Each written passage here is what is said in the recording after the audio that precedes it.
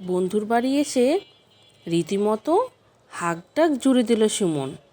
তার কোলে একটা ছাগল দেখে অবাক হলো চালাক বন্ধু। আজ নিশ্চয়ই নতুন জাদুর কিছু নিয়ে এসেছে সুমন। সুমন বলল, বন্ধু, এই ছাগলের কেরামতি দেখে তুমি তাজ্জব হয়ে যাবে। এটা দেখতে সাধারণ ছাগল মনে হলেও এটা কিন্তু মোহর দেওয়া ছাগল। বলেই সে ছাগলের বগলে আঙ্গুল দিয়ে বলল, কাতুকুতু কুতুকুতু। সাথে সাথে হেসে উঠল ছাগল।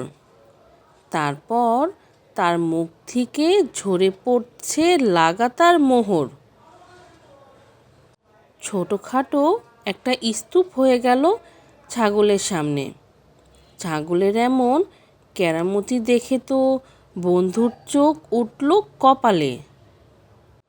উদারতার সাথে সুমন ছাগলের অগ্রাণু মোহরগুলো অনায়াসে দান করে দিল বন্ধুকে। একসাথে এতগুলো মোহর পেয়ে বন্ধু তো মহা খুশি। তাছাড়া কিছুক্ষণের মধ্যেই এই ছাগলের মালিক হতে পারবে ভেবে আনন্দে আটখানা হয়ে গেল সে। সেদিন তার বন্ধু আরও ভালো বিছানা করে দু হাতে দু পাখা দিয়ে হাওয়া করল। সুমনের ঘুম হলো তেমনি। সন্ধ্যার আগেই তার ঘুম ভেঙে গেল। এর ভিতরেই তার বন্ধু ছাগলকে বদল করে দিয়েছে। সুমনের ঘুম ভেঙে গেলে তারপর বন্ধুর কাছ থেকে ছাগলটা নিয়ে বাড়ি চলে এলো। এসে দেখল সে তার মা তার দেরি দেখে ভারী রাগ হয়ে আছে। তা দেখে সে বলল, রাগ আর করতে হবে না মা, আমার ছাগলের গুণ দেখলে তুমি খুশি হয়ে নাচবে। বলেই সে ছাগলের বগলে হাত দিয়ে বলল, কাতুকুতু কাতুকুতু। ছাগল কিন্তু তাতে হাসল না, তার মুখ দিয়ে মোহরও বের হলো না। এবার আরও জোরে জোরে কাতুকুতু দিতে লাগলো সুমন। কিন্তু মোহর তো দূরের কথা, উল্টো সেই ছাগল রেগে গিয়ে শিং বাগিয়ে তার নাকে বিষম গুঁতো মারল। সুমনের নাক দিয়ে তো রক্ত পড়ল প্রায় আচ্ছের 3 পোয়া। তার উপর আবার তার মা তাকে এমনি বকুনি দিল যে তেমন বকুনি সে আর খায়নি। তাতে সুমনের রাগ যে হলো সে আর কি বলবো। সকাল হতেই ছুটল সেই বটতলার দিকে। বটতলায় গিয়ে চেঁচিয়ে বলতে লাগলো, একটা খাবো, দুটো খাবো, 7 বেটাকেই চিবিয়ে খাবো।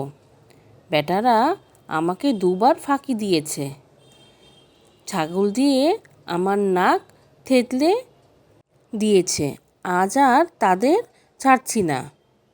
ভূতেরা তাতে ভারী আশ্চর্য হয়ে বলল, সে কি কর্তা, আমরা কি করে তোমাকে ফাঁকি দিলাম, আর ছাগল দিয়েই বা কেমন করে আপনার নাক থেতলে দিলাম। সুমন তার নাক দেখিয়ে বলল, এই দেখো, গুঁতো মেরে সে আমার কি দশা করেছে, তাদের সব কটাকে চিবিয়ে খাবো। ভূতেরা তখন বলল, ওটা কখনোই আমাদের ছাগল নয়, আপনি কি এখান থেকে সোজাসুজি বাড়ি গিয়েছিলেন? সুমন বলল, না, আগে বন্ধুর ওখানে গিয়েছিলাম, সেখানে খানিক ঘুমিয়ে তারপর বাড়ি গিয়েছি।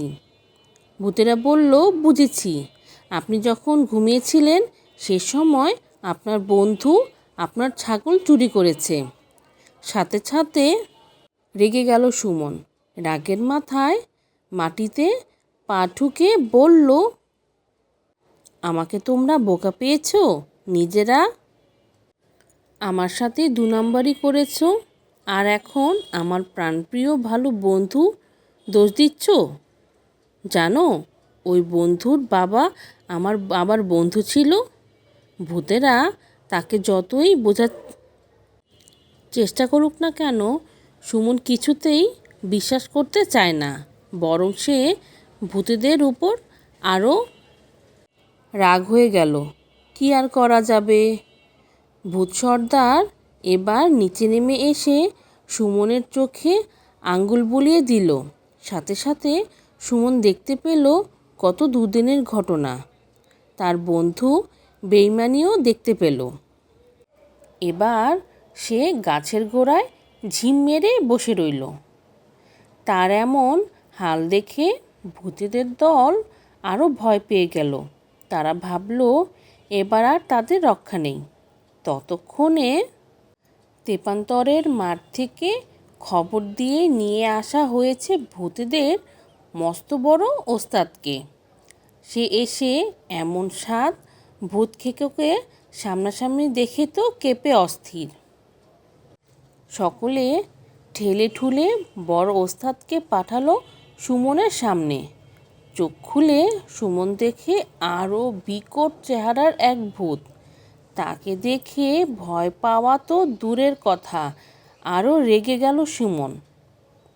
তাকে ঠান্ডা করার জন্য ভূতের ওস্তাদ বলল, কর্তা, আমি আপনাকে সব ফেরত পাবার উপায় বলে দিচ্ছি, চিন্তা করবেন না।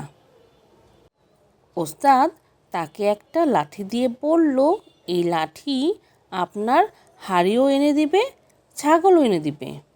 ওকে শুধু একবার আপনার বন্ধুর কাছে নিয়ে যেয়ে বলবেন, লাঠি লাগ, তাহলেই দেখবেন কি মজা হবে।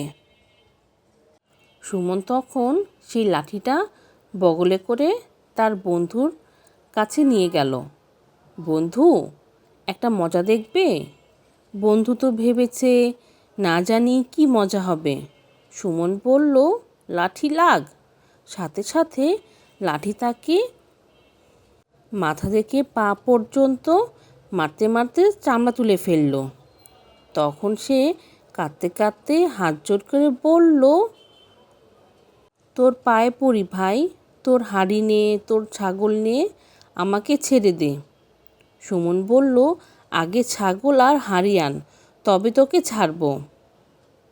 সেই পিটুনি খেতে খেতেই হাড়ি আর ছাগল এনে হাজির করলেন। সুমন হাড়ি হাতে নিয়ে বসল, সন্দেশ আসুক। অমনি হাঁড়িতে সন্দেশে ভরে গেল।